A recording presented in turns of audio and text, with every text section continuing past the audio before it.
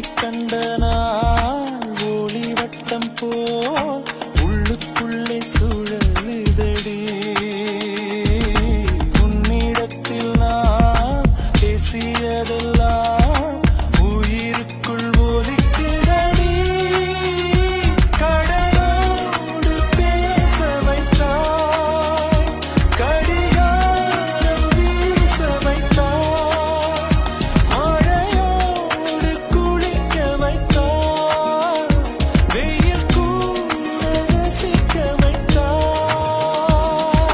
காதல் வைத்து காத்திருந்தேன், காற்றில் உந்தன் குரல் மட்டும் கேட்டிருந்தேன். சிரித்தாய், இசை